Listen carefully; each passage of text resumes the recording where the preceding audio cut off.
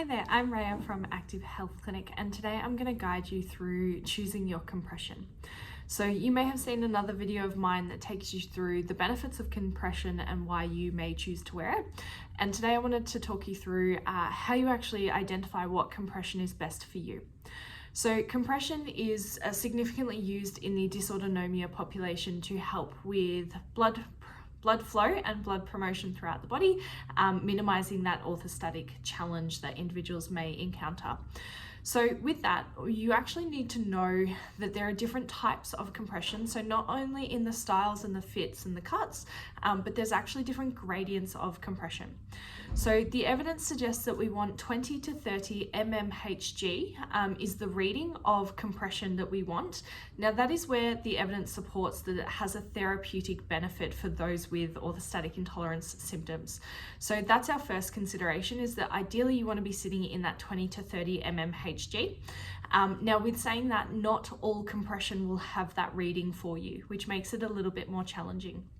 And in the athletic world, compression can be a style and a type of fit, not necessarily medical grade compression. So you are actually looking for the terminology medical grade compression. That'll help you differ between. So currently, when this video is being made in early 2024, there is medical grade compression through things like socks and stockings, and the only athletic medical grade compression that currently exists is towards that 2XU brand. And you'll see that we only on our website stock medical grade compression. So with that, you're looking for 20 to 30. However, it is also dependent on what it is that you can tolerate. So there is extra firm, moderate, and mild is roughly the variance within that. And that might be 15 to 20, 20 to 25, and 25 to 30, etc. So the lower the gradient of compression, the less tight those are going to be, which may be of benefit to you and may be more suitable to you. So first thing that you want to understand about compression is that it's the firmer the compression and the larger that number, the more tight that compression is going to be. So if you have any particular sensory elements when considering purchasing clothing, this is a really important one for you to know. Now, there has been evidence to suggest that it doesn't necessarily totally matter where you are having that compression on your body, but having compression is of benefit. So that means that you can have socks that go from toes to knees. That means you can have bike shorts that goes from knees to hips. That means you can have underwear and firming underwear like our shapewear that can go from pelvis to abdominals, or knees to abdominals or belly. And you can have everything in between, such as stockings or pants that may be those longer variations.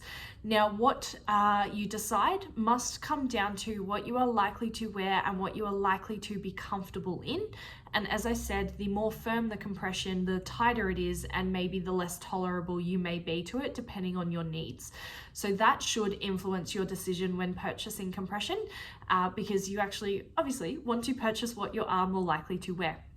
So it does mean that even shapewear will come into the equation to be helpful.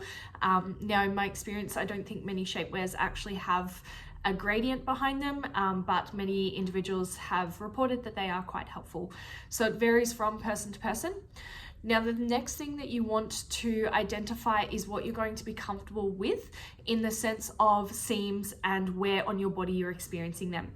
So lots of compression can have multiple seams, or they can be quite tight around where they are fitting you. So for instance, pants can be quite tight around the ankles and they can be quite tight around the waistband. And that's really important for you to consider in regards to where your challenges may be, especially around a sensory profile. So it is really important that you look at the product you're purchasing or thinking of purchasing, because that will help influence your decision. Now, some people say that a smaller waistband is more uncomfortable, so they have those longer waistbands. Or some find that they really don't like that feeling around their ankles, so they wear the bike shorts instead. They finish earlier. So really looking at what you're likely to wear will then help influence what it is that you purchase, which will then influence what it is that you actually formally do put on and utilize in your days. So this video is to validate that you should really focus on what suits you best, whether that be socks, stockings, pants, shorts, underwear, whatever it might be. Something is better than nothing in the dysautonomia population, and even if you're sitting outside of those ranges of 20 to 30, even if you're in that, sorry, the sun's just moved, even if you're sitting in that, say, 15 mark, for some people that might be enough, and they might be close enough to comfy and enjoyable comparatively to tight and uncomfortable. So it is important that you feel the fabric, that you maybe try them on, or that you're aware that compression wear, when it comes to medical grade, isn't like any clothing. It's not just another pair of socks, it's not just another pair of pants. They actually fit and feel different, for very obvious reasons, because that's the intention behind them. So I hope this all makes sense. If you have any particular questions, please drop them below, or reach out to our friendly team, as this is a conversation we have very, very frequently. And happy shopping.